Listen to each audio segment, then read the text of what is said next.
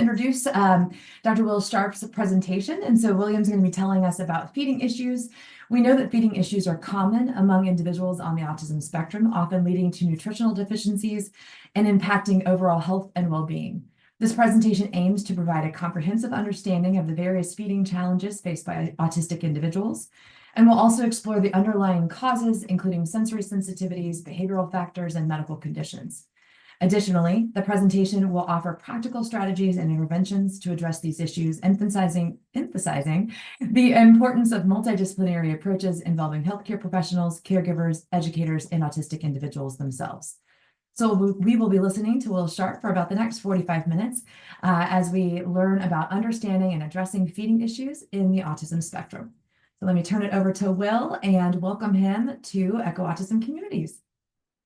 Will, I see your slides moving, but I don't hear you yet. Sorry. Yeah. There you go. There we go. Like, I should know how to do this by now. All right. All right. Great to be here today. I'm unmuted. You can hear me. We have 3 objectives today. I hope that you guys will be able to identify the most common feeding concerns associated with autism and the coinciding impact on the child and the family, describe any potential underlying causes or elevated risk for feeding concerns in autism, and discuss practical strategies and interventions. So we're really going to break the talk into 2 parts. Part 1 is going to be 1 and 2, and then part 3 hopefully will be a deep dive in things that you can do based on some science we've been doing here in Atlanta.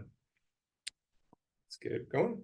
Okay, so section 1 is all about food selectivity and autism, which is really a story about dietary restriction. But I'd be remiss if I didn't talk about the diagnostic ecosystem landscape that we exist in now, with 2 diagnoses that for dysfunctional feeding and eating in children before I get into food selectivity.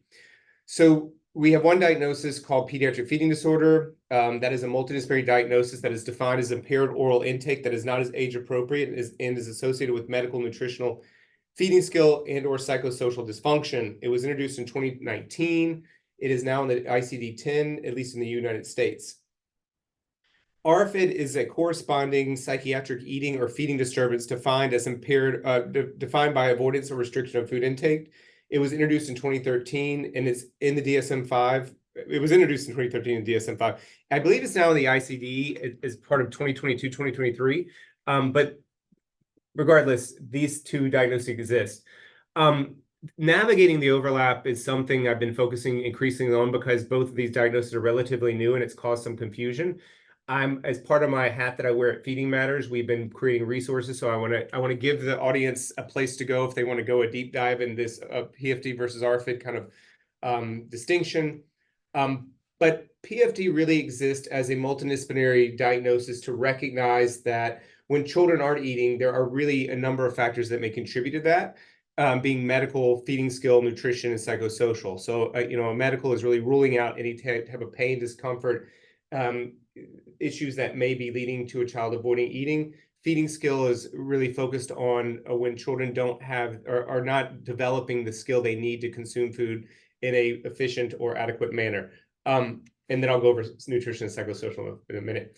But one of the first infographics we created at Feeding Matters was this graphic that shows you that ARFID and PFD essentially have verbatim overlap between the nutritional impact and the psychosocial impact that restricted feeding can have.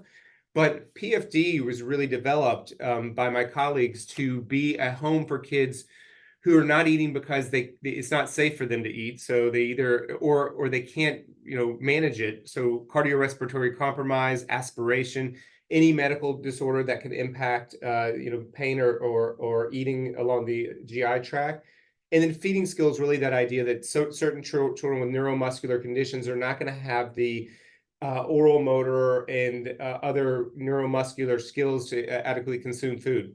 My talk today is not about PFD. My talk is actually about ARFID. So I'm going to go a deep dive into ARFID, but PFD will be referenced a little bit later on when I start talking about assessment and treatment. For those of you in the audience who want to go a deep dive, we did recently publish an open access US-based consensus that goes over the overlap between PFD and ARFID. I'm not going to go over that paper today. I just want to make you aware of it if you have interest. It was published in the International Journal of Eating Disorders.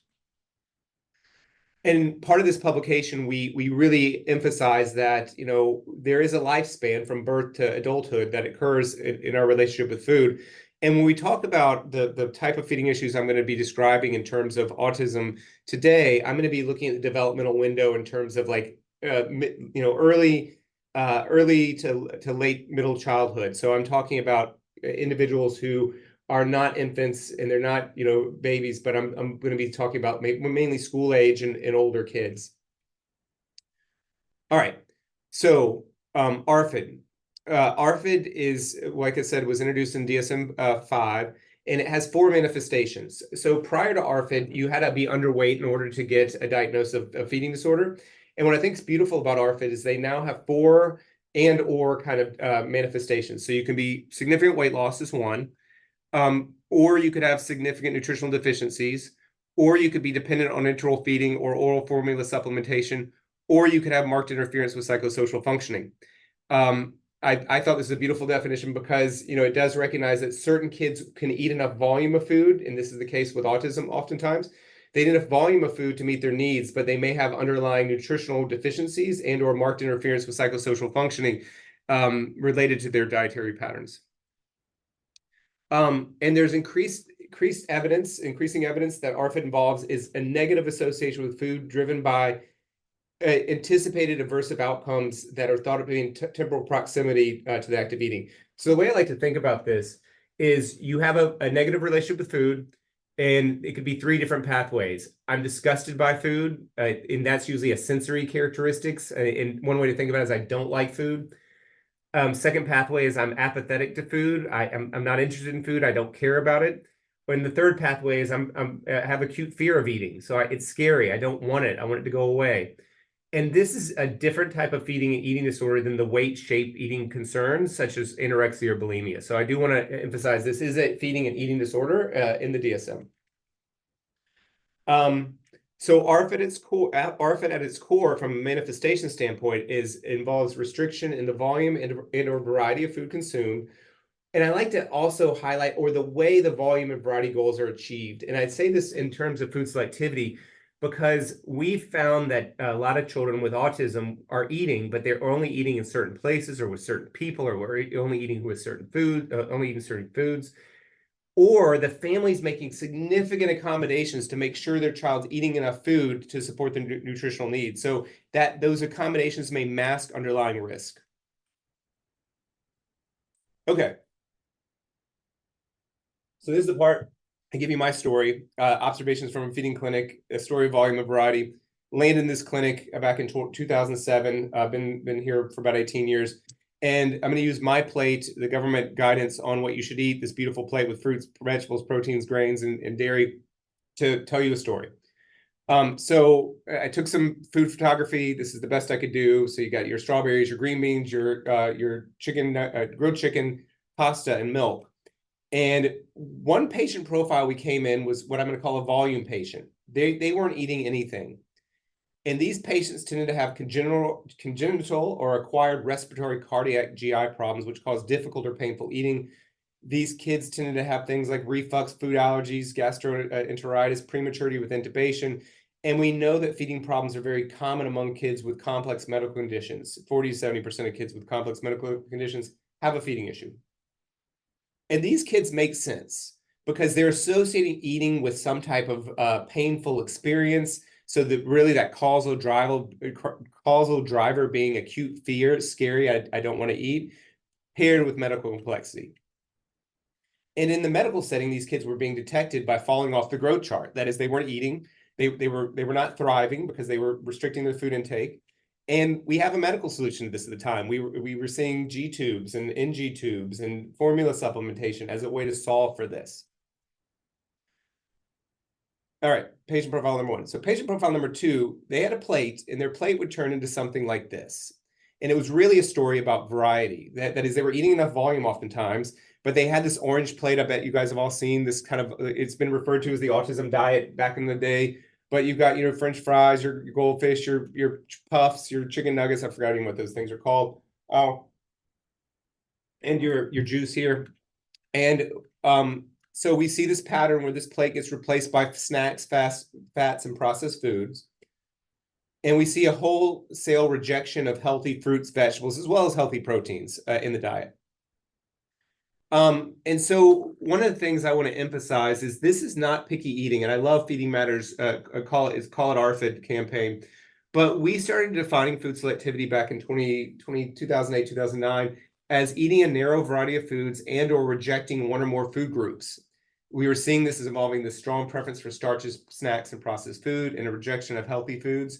And it's distinguished from other feeding and eating disorders because the child eats food, they have preferred and accepted food, but it's really an issue about dietary diversity. So I'm assuming lots of you in the audience who are interested in this topic kind of have seen this yourselves, and it ranges from mild and severe. And the patient profile, remember I said medical, the patient profile for these very selective rigid eaters almost invariably was a one-to-one correspondence with, we saw food selectivity, we saw a diagnosis of autism. And if we hadn't seen a diagnosis of autism in these patients, they were going to be diagnosed with autism because they had many of the reported social and behavioral patterns that would suggest autism. We also saw some older individuals with anxiety disorders, but not as common. And the causal drivers, well, this is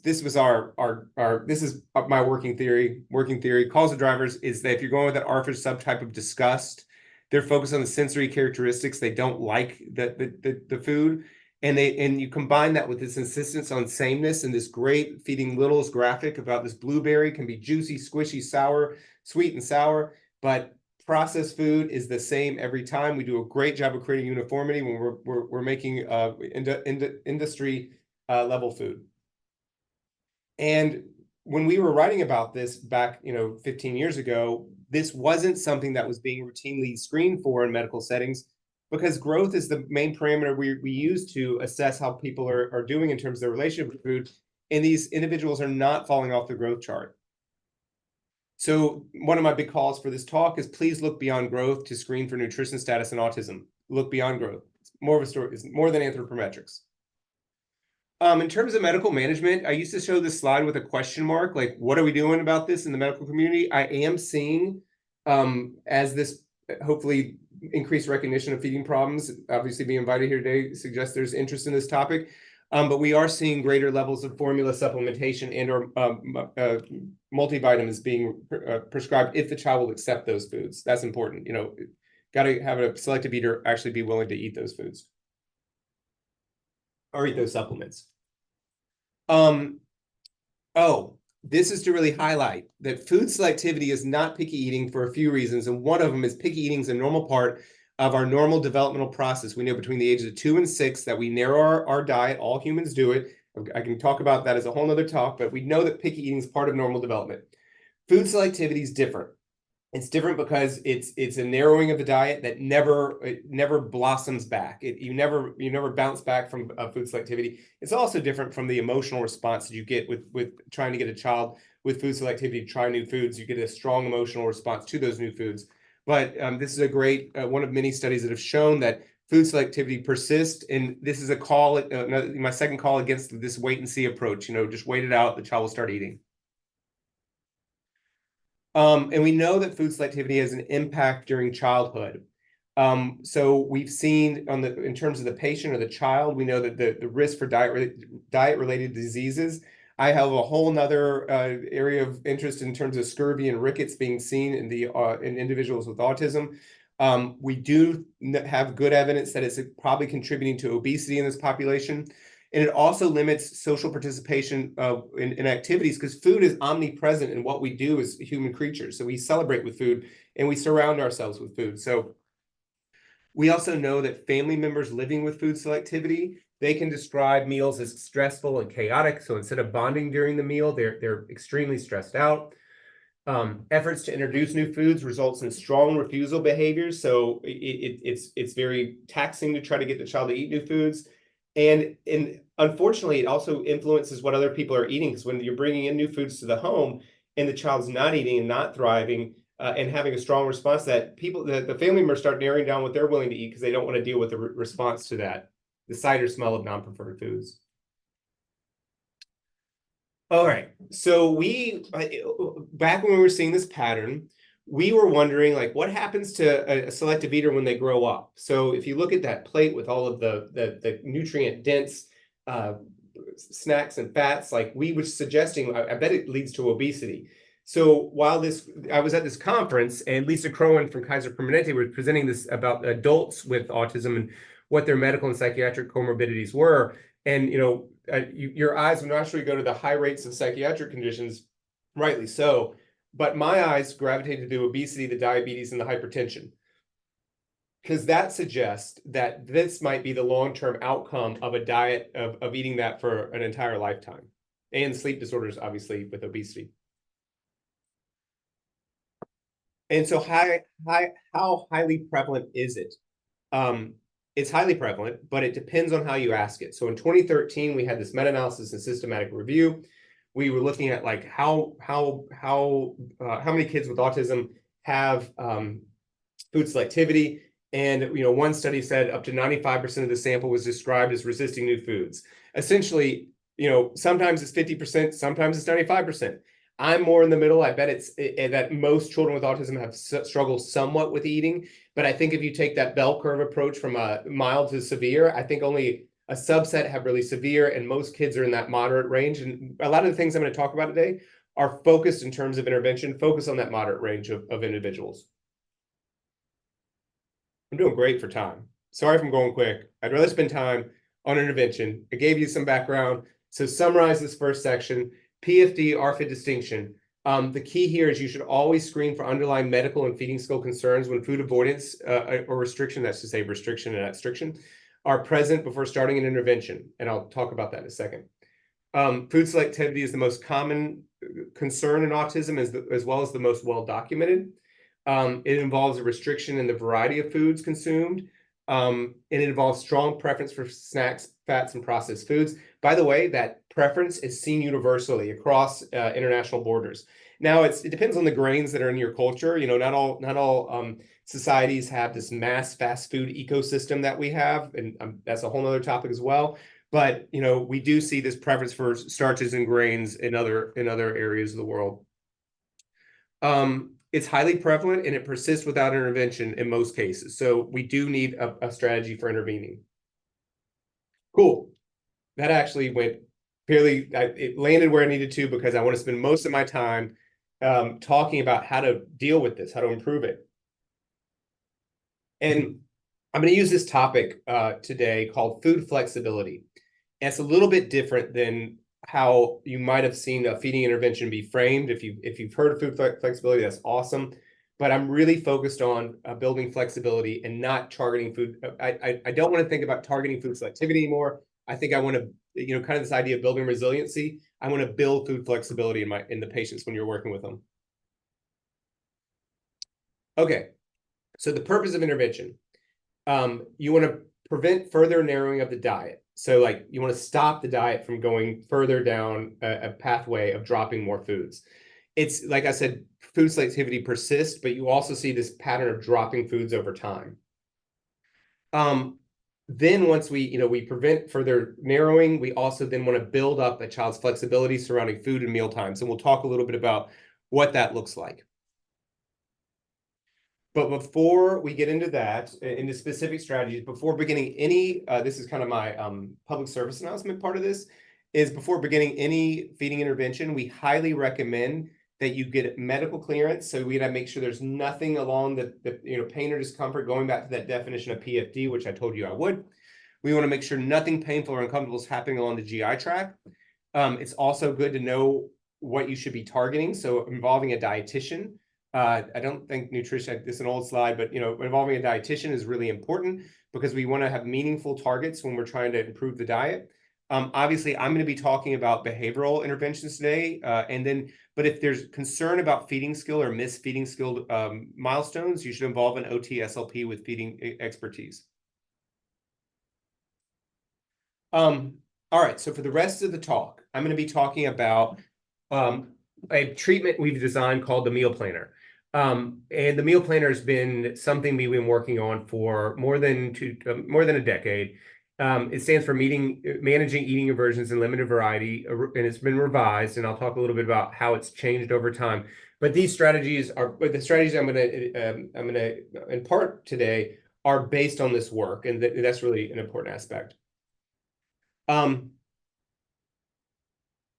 I don't know how many of the audience have gone back and read like the 1960s, 1970s behavioral parenting handbooks, but the first one that came about was Living with Children, at least the first one I'm aware of, was by Gerald Patterson.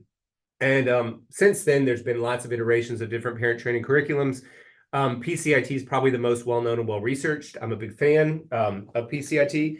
And there's also the Ruby Network by Karen Bears and Scahill and colleagues who developed Ruby as part of their work on parent training.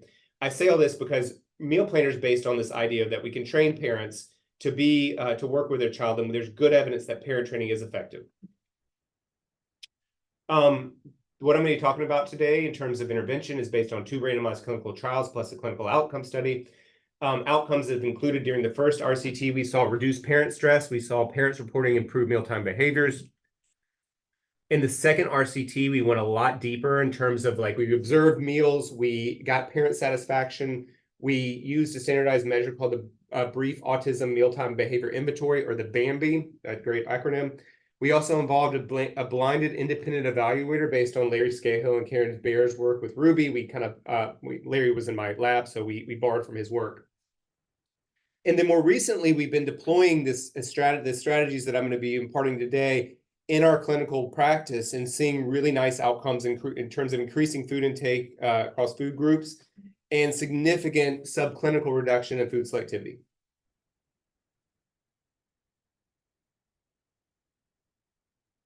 All right, orient the audience to this slide. This is our second clinical outcome study. This was the blinded evaluator. At 12 weeks is the end of the study, and 16 weeks a month later. And the dark column is the meal plan group, and the light column is the attention control. It's not really attention control. It was a parent education group modeled after the Bears, some of Larry's work. And what you'll see here is at the end of 12 weeks, the independent evaluator rated the individuals who had been in the meal plan group as improved or very much improved, 42% of the sample. What's really cool and something we see pretty routinely with parent training is if you empower parents to be the agents of change, they can continue to make progress once the treatment's over. So that 42 went to 47. So you see a 5% jump in the improvement in terms of their rating at 1 month following intervention. And we've seen that in other areas of our practice. We also saw after meal plan that children were more likely to be eating at the table, that they were crying and screaming less during meals, so they were happier, and they were consuming a wider variety of foods. So based on these observations in our work and our feedback from caregivers, we've reconceptualized what we think a feeding intervention should be. But before I get into how we reconceptualize it, I'm going to try to get some audience participation. I think we're going to use the question function to do this in a second. But we all have a relationship with food. And for most of us, it's a positive relationship, and most individuals enjoy eating. I bet most of you, if not all of you, are probably eating lunch during the break, eating something, looking forward to eating, all those things. And I show a picture of broccoli here because vegetables are the least liked food in all. I mean, they're acquired, but green foods are usually the last foods acquired, and they're usually the foods that people report liking the least. And so I put a big bowl here because most times we present foods as if individuals like the foods, and we present them in big bowls as if they're going to eat them. But part of Meal Planner, we do this thought exercise. So I'm gonna walk you through the thought exercise, and I want to get hopefully some participation, or you can just write it down on your own. But I want you to identify a food you just don't like. Think of that food. If you want to put it in the question so we can kind of share it with group, but think of food you don't like. So I'll give you a minute.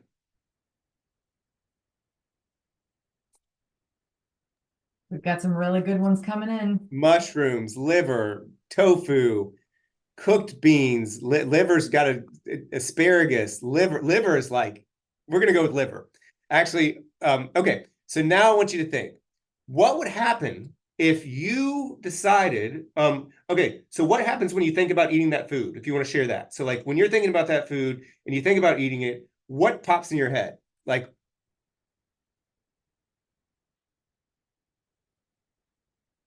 going all the way down. We're getting lots of shares. This is Elvis. This is awesome. So, okay. let me see if I can get vomit, yuck, panic. There you go. Makes me gag, disgust. Thank you so much. The smell. Okay. Now imagine your parents or your partner or whoever puts you in a car, takes you to a clinic, right? Takes you to a clinic that specializes in feeding or eating, and then says, that therapist grabs you, takes you to a room and brings out liver or brings out whatever it is you don't like and sits you down at a table and says, it's time to eat this food. What would you do? Right? So they're just saying, eat it. You know, what would you do? And then most of you are probably going to say, I'm not going to eat it, right? Then imagine they pick it up and put it right in front of your face and say, take a bite. Like, you need to eat this. Like, right, head out. Feel forced to eat, right? Like, no way. Exactly. Thank you, thank you, thank you. So and what if they persisted to the point that it's like in your nose, right? Like, yeah, I mean, so thank you for participating. That's really important because you need to put yourself. So the first thing we do when we talk about food and working with parents and children is that the parents, because we all have a relationship with food, need to realize that the non-preferred foods for individuals with autism are those same foods that are disgusting and inedible in many ways. So you need to realize that this isn't just about picky eating. It's about they're disgusted by it. And that is liver. For me, and I'm doing great for time, so this is really great. I can now slow down and talk because this is where I want to get to. For me, it was beets, and I didn't even know it was beets, right? So I'm 30-something years old. I'm at a dinner party with a colleague of mine. His wife very happily brings out this salad, a beet salad. I'd never had it before, but she brings out. I took one bite of a beet, first ever had a beet, and it went down and it came right back up. I vomited. Like it was such. I didn't vomit on the table.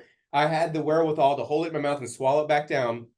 But to me, that was an N of one. I hate beets and I never want to see them again, right? So I can only imagine if beets are non-preferred foods for individuals with autism, what it's like being taken to feeding therapy. So I want to flip the head on that, right? I want to flip it. I also want to talk, before we get into feeding intervention really quickly, is about contamination. So my tragic hamburger story. So when I was growing up, fast food was not as ubiquitous. So, you know, I'm updating myself there a little bit. But I used to love when my dad or mom would take me to get a Wendy's hamburger on a Friday night. It was like the best, right? You'd been eating home meals that weren't horrible, but they weren't Wendy's hamburger. And I'd always sit in the line and be like, Dad, remember to tell them, don't put pickles on it, because pickles were the default. And I hated pickles on my hamburger. And he just couldn't get the fact that once they put the pickles on it, it was contaminated. It was the grossest thing ever, because you can't just scrape off the pickle juice. You can't get rid of the pickle juice that's in the bun, and it ruined my meal. And we'd get home, and if pickles were on it, he'd be like, well, fine, don't eat tonight. And it wasn't because he was a bad parent. It's because well, maybe he was. I'm just joking, Dad. I'm going to actually spend the weekend with him, so we need to clear that out. But it was because he couldn't fathom that just the mere presence of pickles ruined my hamburger. Ruined it. So when we think about our relationship with food, we think about how food has different characteristics and can change over time based on something simple as putting pickles on a hamburger. This is how I want you to view how we're going to go about doing intervention with individuals. So the point is, the dinner table is associated with where food they don't like is being presented to them, because that's what happens. You sit down and they bring out all this non-preferred food.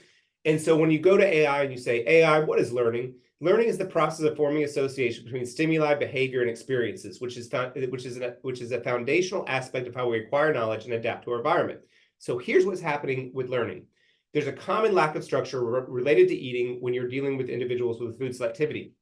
They come to the table, they get coaxed and prodded to eat. That's what they do. Eat this, try this. It's good. You should, this is what we're having tonight. The sensory experience for these individuals is like they're being bombarded with the sight, the smell, all the everything related to the other people eating the food. And there are other people at the table eating these disgusting foods. And they just like you would if somebody tried to get you to force you to eat something, they start engaging in avoidant behavior because they don't want to eat these foods. They want to get away from them. So they learn the way to get away from these foods is to engage in avoidance behaviors. The parents eventually learn that, gosh, my child gets really upset when I try to get them to eat these foods. I'm just going to stop the meal and basically not try to get them to eat any more foods. And so when most families land with us, the parents have said, I've stopped trying, and the child's learned really well how to get out of trying new foods.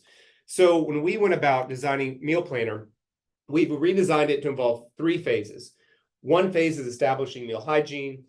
Phase 2 is doing what most feeding interventions start with, which is trying to get kids to eat new foods. And then phase 3 is having the parent really learn and adopt the intervention. Okay. So the underlying assumption for our treatment is that you need to have structure in place to get kids to eat. We all thrive on structure, routine and structure. You need to be eating at a table with age-appropriate seating. Good things should be happening at that seating. It should be a pleasant place where you're having a good time before you try to get new foods on board. And where we were failing early on in our clinic, we were always focused on getting new foods on board, and we weren't focused on having a foundation for putting those foods once we got them on board. So you can basically think we needed a landing pad. We needed a place to put the foods once we therapeutically got them on board. And we found that what was happening is the mealtime, the parent-child dyad during meals was so disrupted, was so dysfunctional, that we really had to reshape that dyad before we could start introducing new foods. So what does hygiene involve? Hygiene involves eating meals and snacks on a regular schedule at the same location, eating an appropriate volume of food during the meal, and interacting positively with family members. So we broke it down to those 3 things. So what we wanted to do was eating at the table. You eat at the table. So I wanted the association of being, I don't eat on the couch. I don't eat walking around with chips. I eat my chips at the table. So we want preferred and accepted foods as the meal. So stop trying to get your child to eat new foods. Only serve preferred and accepted foods as the meal. We want you to change your interactions with your child during the meal. If you have to, enrich it with a toy, activity, video, whatever you need to do, but get them back to the table and make the table be associated with where good things happen. If you have to do things like working on sitting at the table, we can gradually fade up the length of time they're required to be at the table, 3 minutes, 5 minutes, 10 minutes, and so forth.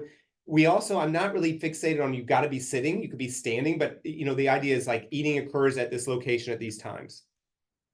Sounds simple, but a lot of feeding interventions actually start with trying to get foods on board and not establishing this foundation. Second element of meal hygiene involves what you're serving. So preferred foods, so I'm gonna give you 2 definitions. There's gonna be 4 definitions. I got 14 minutes. Preferred foods are foods that the individual regularly consume without prompting added structure or support. Though you'll know what preferred foods are because they eat them all the time. Accepted foods are often discounted by parents. They're foods that an individual will consume if presented, albeit they don't necessarily seek it out all the time. So like I've had situations where like a caregiver will say, he doesn't eat any fruits. And I'll probe a little bit more. They're like, actually, he eats applesauce, but I don't give it to him a lot because he never seeks it out. Applesauce would be an accepted food. So the meal should involve everything that's related to, I will eat it without a lot of prompting and coaxing. The third element of meal hygiene, we want to improve caregiver interactions. We want more praise. We want more positive attending.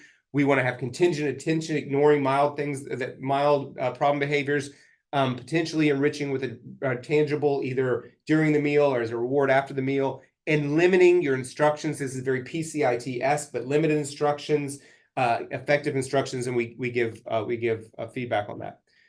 We have this acronym called SPICE. Somebody thought it was kind of cool with the whole day of feeding and eating SPICE, haha. But specific, positive, immediate, contingent, consistent, enthusiastic praise. That's something we really emphasize as part of the meal. Okay, so you're working on meal hygiene. You're either going to pick foods for the hygiene meals or you're going to pick foods for therapy. Those are 2 different things. Foods that my child will eat willingly or without a lot of prompting, or foods that I'm going to be targeting. So we're going to talk about methods for introducing new foods. We've got to pick the foods. We got to modify how we present the foods, and we got to make it an enriched experience. Okay, big recommendation, flexibility. Intervention should build on success and not overwhelm the patient, the therapist, or the caregiver. That is, don't start with foods that you know the child doesn't like.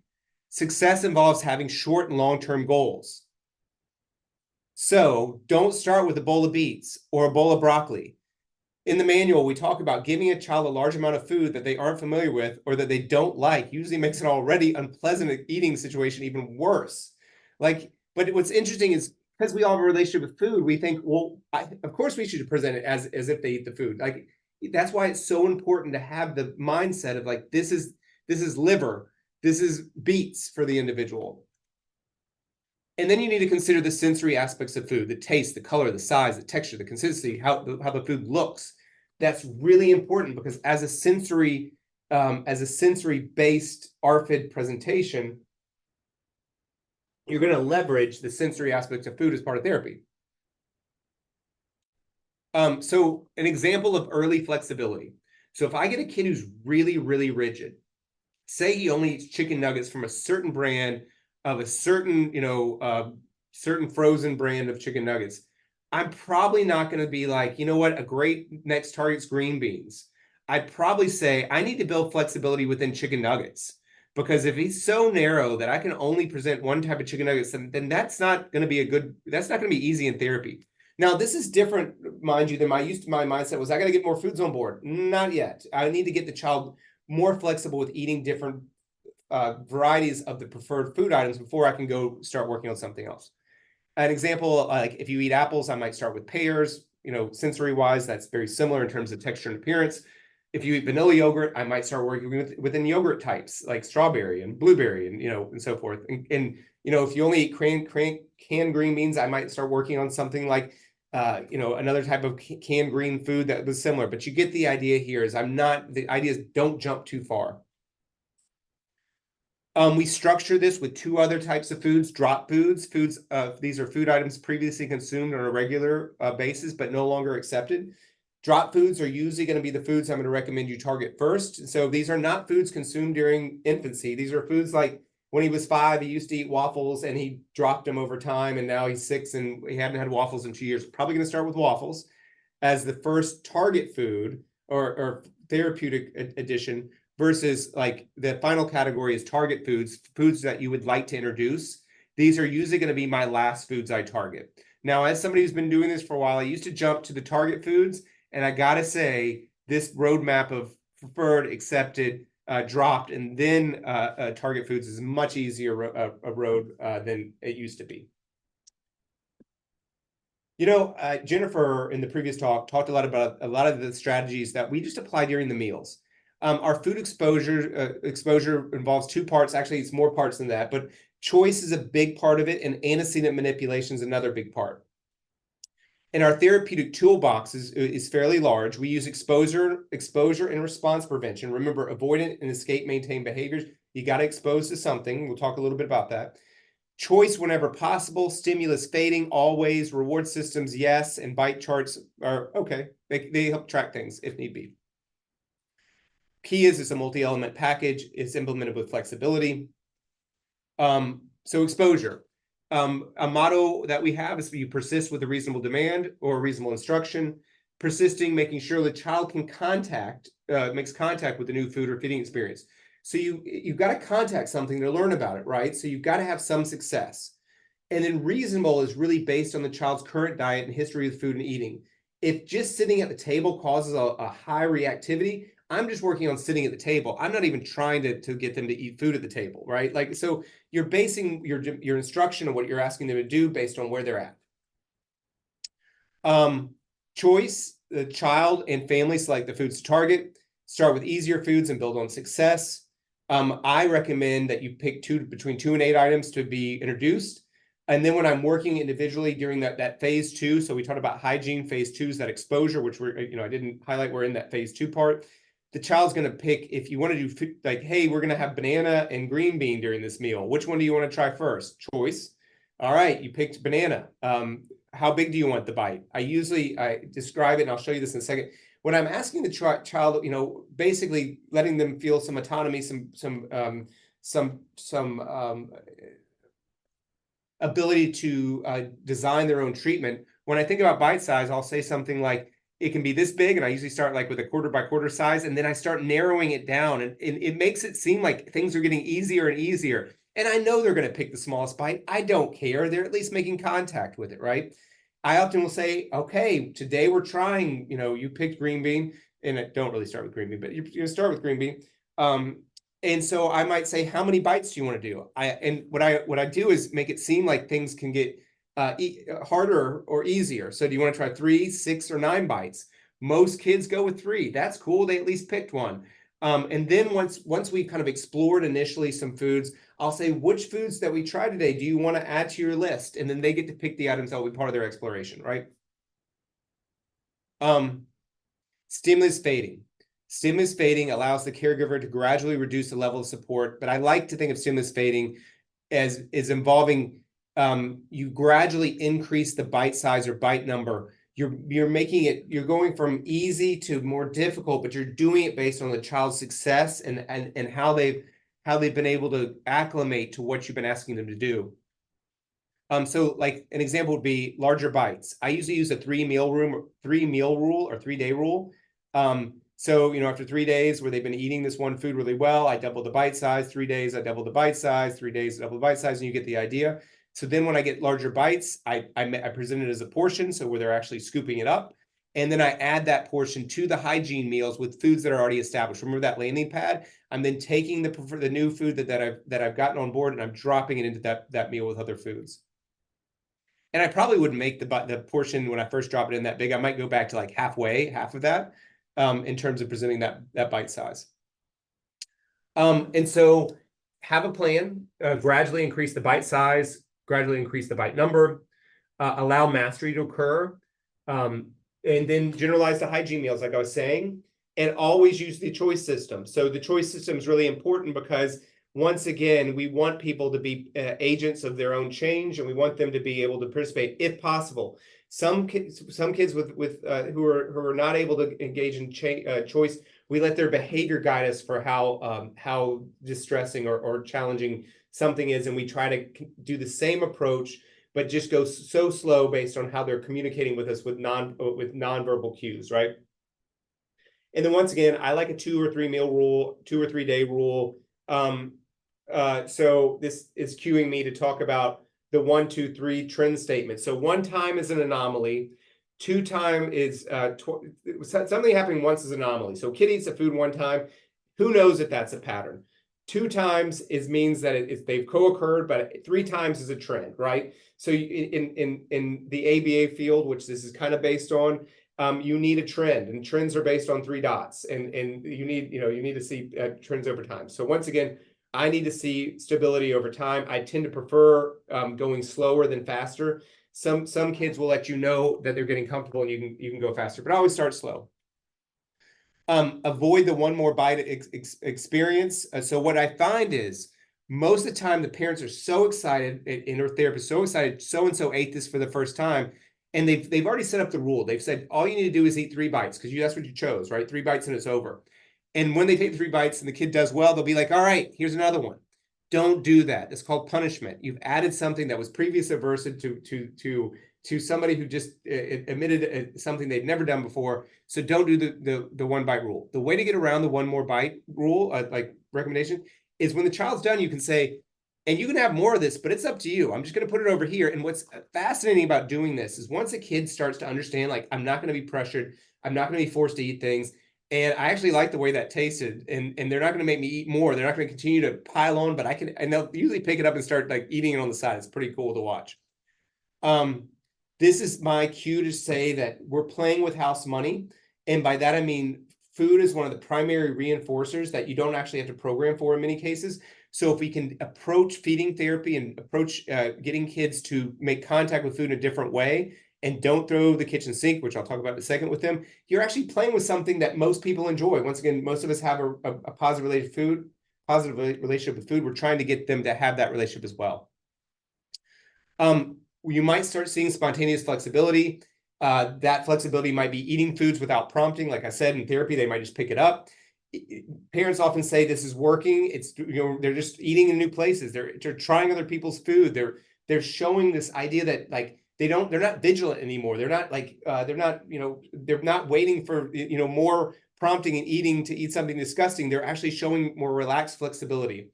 So those are just some signs of flexibility that you'll see. Pulling all this together, so I have 15 minutes for Q&A. Food selectivity is a form of ARFID. It's most often presented as nutritional deficiencies, in severe cases, things like ARFID and scurvy. Yeah, good. So I'm going to even have extra time for Q&A. Psychosocial dysfunction is critical here too. It's impairing their relationship with food. We've seen families who travel with coolers because they are accommodating their child's food selectivity and their diet's so narrow that if they don't travel with coolers, they could never take a vacation. So just something to think about, right? Oh, Ellen Sattersworth, very good question. Sorry, I got distracted. This ARFID is driven by disgust. It is disgusting the sensory characteristics of food, plus the insistence on sameness.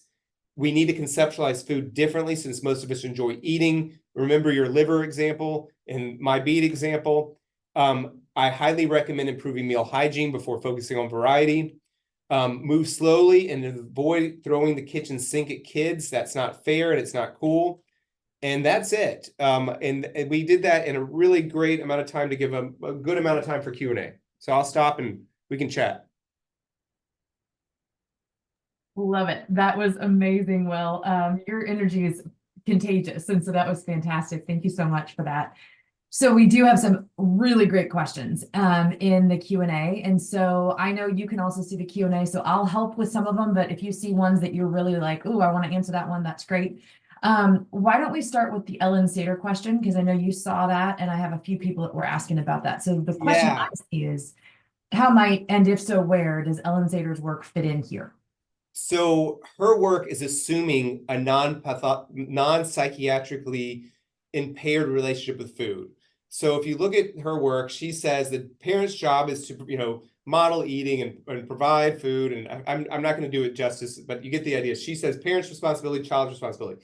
The first thing that the division of responsibility states is the child's going to eat. And so I throw the whole recommendation out the window.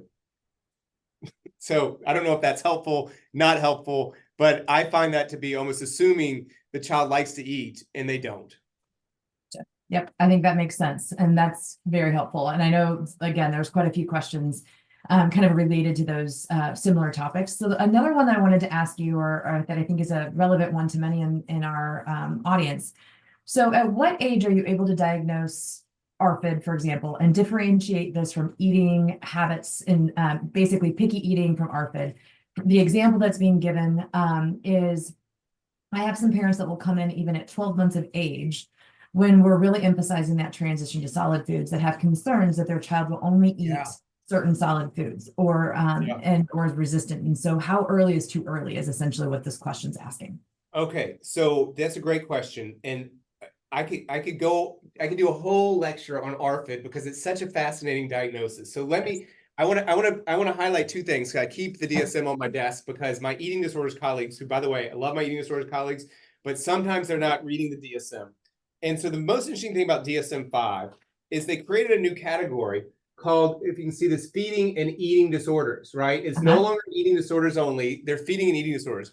But the only feeding and eating disorder in the section that's called feeding and eating disorders is ARFID. All the rest of them are eating disorders, right? So you have ARFID. And if you read the text, it says, I'll read it verbatim. It says, let's see if I get it. Okay. Eating restrictions most commonly develop in infancy or early childhood. So they're assuming that these are emerging during infancy. Me personally, we see it, if you're thinking about that medical profile, that volume kid, we can see it as early as like 8 to 9 months, where the kid is associated eating with aversion. Now, the point about individuals who didn't have that complicated medical history, we've seen it where when you try to make major transitions, that rigidity kicks in and that risk for ARFID is kicking in because they're not able to make those developmental leaps. Most oftentimes parents say around 2, when we were transitioning to solids, everything just dropped. Yeah. So I think, once again, the diagnosis said you can diagnose during infancy. I'm sticking with that. My eating disorders colleagues will disagree with me, but I'm going with the DSM. Okay, I like it. I think that makes a lot of sense. And I know, again, for many of the pediatricians, family docs, nurse practitioners that are on, several of them were asking kind of that similar question to the one I just asked, but then also kind of, are there any preventative strategies? So if you start to see kiddos that are getting more restricted, rigid, things like that, are there things that at early ages that can be done to support healthy eating? Yeah. Well, I think it's really helpful to start with recognizing that this isn't normal. And so what I mean by that is oftentimes with childhood and pediatrics, we take a wait and see approach, which I mentioned earlier. And we assume that like everybody's going through this normal phase between 2 and 6, I mentioned earlier, we all go through picky, we become more narrow in our diet. But if we recognize that individuals with autism are at increased risk for not coming out of that picky eating, then we're going to guide them differently, right? When you start seeing foods dropped, we need to figure out which foods that how quickly they're dropping those foods and how they're dropping them. And so are they dropping them because we're making a transition to solids? That's different than they're gravitating to only salty foods, and now I'm losing all my fruits and vegetables. From an intervention standpoint, what I'd say, mom and dad, you got to be vigilant about this. This is something that's at high risk for your individual because they have autism, and we need to keep as many foods on board as we can, and not just let, like, because he said I don't want to eat applesauce, we're just dropping applesauce. Keep presenting it, but don't make it about a battle. You might want to incentivize it, something like, I know you don't want your applesauce in this case, but you need to have at least 3 bites, 3 or 5 bites. And once again, involve that choice, but try to keep the foods afloat as long as you can. Yeah. And I think that's really helpful. And I really loved your comments around some of those flexibility exercises. I know that as a autism doc, I spend a lot of time with my patients thinking about how to practice flexibility. And so I liked the idea of using that same approach, but with food. So anyway, I just thought I'd make that comment because it's been, I thought that was really helpful. And just thinking about— really cool. It's really cool when children learn, I'm not going to be bombarded with disgusting things that I don't like. And you're actually going to let me eat what I want to eat. And I'll come to the table. All of a sudden, it's like their guard comes down, and they're like, "Oh, I'm willing to trust you again." Yeah. Yeah, agreed. And it's funny, like I love that you had us put in the foods that we would not, absolutely not eat. Because yeah, I mean, first of all, I hadn't really thought about it in that context before. But yeah, like there's literally nothing you could do to make me eat pickles. I'm with you on the pickle thing, and it ruins anything it touches. And even sometimes just the smell on my husband's pickle for my hamburger will mess up everything. So imagine if you live in a household where all the other members are eating pickles all the time. Yeah. Hell no, I'm not coming to the table. Like, that's awful, right? Yeah. Exactly. And so I just thought that was a really good thought exercise to help all of us think about some of the things that may be going on in our autistic kids and friends and family members' minds as we're trying to force them to try new stuff. So I thought that was really good. So one of the questions that someone asked about was around this idea of kind of it's a common recommendation. I hear it a lot too, as far as having people have the kids participate in food preparation, sensory exploration before tasting and whatnot. So kind of these child-led activities and a more play-based approach. And so they're asking, are those things that you would recommend and actively practice? Why or why not? So play-based. So I found that play-based interventions, and if you guys have found success with them, please point me in the direction. I'd love to see some clinical outcome studies, love to see them. What I've seen in terms of a play-based feeding intervention is they use play as a way to avoid actually eating any food. That is, I'll cut it all day long, I'll scoop it up, I'll play with my doll, but I'm not putting that in my mouth, right? And so my goal as an intervention is, once again, I'm going to make contact with something that involves the act of eating, which means something has to go in my mouth. And I'm building toward comfort level with trying new things.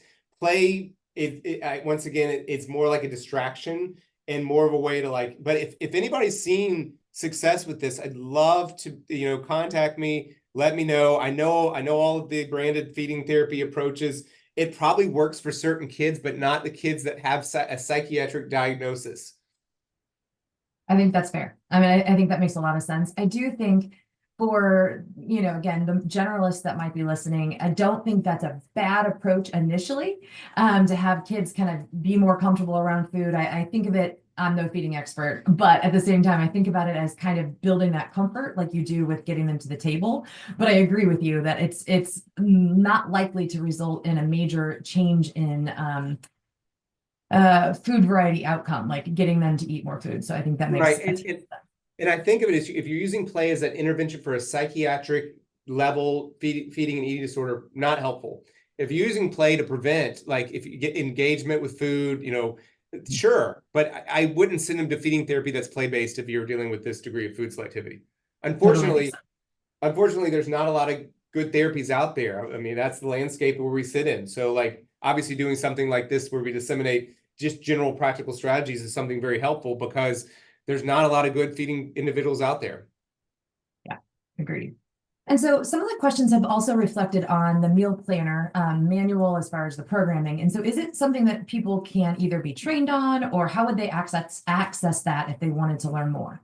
Yeah, so we spent the last year packaging the manual up using oh gosh, I'm gonna forget the name of it, but I learned about something that's a whole organization of education where it's how you teach people things. Oh my gosh, I'm forgetting it, but it's instructional design. Yes, yes. Yes. So I hired some instructional design people, and they redid the whole manual and the whole curriculum with me. So we got that done. It got repackaged. They were like, "Will, you got to do it this way, right?" So we got instructional design, and then this last summer we piloted our first ever formal training through a grant we had through the Georgia Research Alliance, and that training taught us a lot. It taught us like that, like so we and now we're about to move to phase 2, which is starting to offer training more widely. Cool. And we're getting close. There's a Awesome. website, but it's not live. It's not ready to go yet. But if there's a way to disseminate once we're live, we will be offering it. We're trying to do it. There's a balance between implementation science and commercialization. And so I did I was at the Mind Institute. If anybody saw me, I showed 2 slides. Science is a circle where you continue to ask questions and you learn and you learn and learn. And what was frustrating me, I was like, how do I get this out the door? Because everybody wants to do another study. And I don't want to do another study because doing another study is going in that circle. So I've taken the circle and I looked at commercialization, and it's a path to getting it out to the market. And that's what we're really trying about. So I've moved from the circle to the path, and I'm turning the circle over to somebody else, like my junior faculty that can continue to study it. So we're going to be there. It's close. You got a flavor for it. And yes, we're going to be offering training. Awesome. I love that. That's fantastic. And I do understand exactly what you're saying. And I think that sometimes getting stuck in the circular loop of discovery, the scientific process can be really tricky, because frankly, you got people waiting to get access to the things that we've, that some of us have created and whatnot. And so I get it. And it's hard. It's a hard transition, but I'm thankful to hear that you're working on that, because I think a lot of people will be really, really eager to learn more about this approach, and then also help families with that as well. Yeah, totally. And whether you can do a lot of these principles in your school or your daycare, like the principles are the same. We went through the home because home is where most meals take place. Love it. Love it. Love it. So a couple of questions. So let's see. I scrolled past it. Let me get back to it. Okay. Yeah. So if someone is seeing ARFID, so that's the diagnosis that maybe they're working on with someone, should they be recommending psychological testing for autism? So in other words, like, we know there's that commonality between the two. And so if the person hasn't been identified as being on the spectrum yet, should that be a trigger to get them evaluated if they're seeing ARFID? Yes. Yes and yes. So it's interesting. If you look back so now I'm going to do my history buff hat. If you go back to Leo Kanner, I think it's Kanner's initial description of ARFID, he actually said feeding issues should be a diagnostic criteria. In fact, earlier versions of autism had feeding and eating problems as one of the main symptoms. It got lost over time, probably rightly so, because it's more like an offshoot of some of the core symptoms. But I found if a child is showing that pattern of food, of basically reaction to food in a way that's atypical, and some of the other social interests and repetitive interests, I'm taking on a different hat and saying, Mom, you might want to go down the route of getting a formal evaluation. And I'd say 99% of the time that diagnosis is given by an expert in that area. Yeah, I would agree. That's been the same thing with my experience as well. And in fact, much of the work that I do does involve a dietitian that works hand in hand with me, and she'll often help not necessarily, me historically, but then now the clinicians that are learning how to make autism diagnoses spot those really restricted feeders and be like, hold on a minute, that is absolutely an example of insistence on sameness, restricted, and so certainly has been an important place for our newer diagnosticians to be learning and looking at the restricted interests, maybe not interest in this case, but restricted patterns in that space. So that makes a ton of sense. So I know that you're also looking at some of the questions too, and so we have time for one more. Is there one that you think would But be? I got distracted because we were talking, but I know you're all right. yeah, there's a lot of questions. I know a Um, ton. yeah, there's stuff about Well, okay, adult. tell you what, I'll ask this one because this is Okay. one that's there's like 3 or 4 of them. So this food dropping thing. Yeah. And so a couple of the questions are any explanation for why they drop food. So one of the question askers had said, I believe it was my son will eat the same food for 2 years and then out of nowhere just quit eating it. And then I know other kids don't eat it for 2 years, but maybe it's 6 months and then they just stop. Any explanation for that or thoughts Well, behind where it comes that from? I do have thoughts. So I think other gurus, people in the feeding world would call those, they go on food jags. I think that's Yep. the word they use, right? Yeah.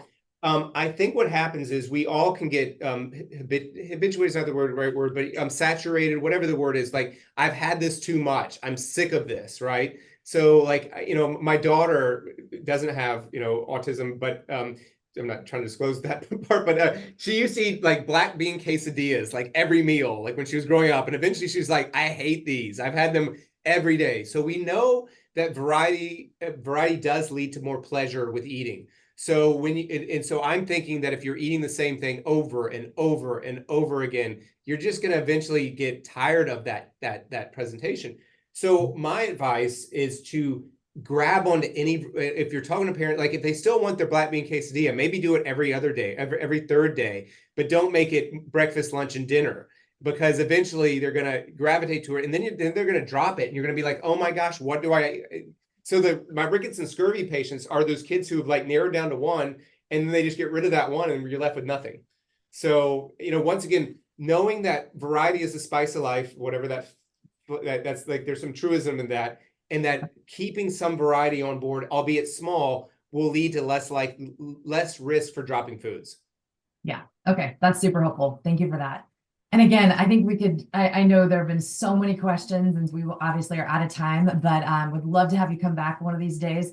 I was teasing a friend who was raving about your talk and I said, I'm trying to talk him into doing an echo autism around feeding. So we'll have to keep talking about that because I tell you what, it's such a thing and there are such limited resources in so many of our communities. And so more to come. Hopefully we can keep thinking about ideas, but thank you for being with us. That was awesome. Yeah, it was great to be here. Thanks, everybody. Great. Bye. Thanks, Will.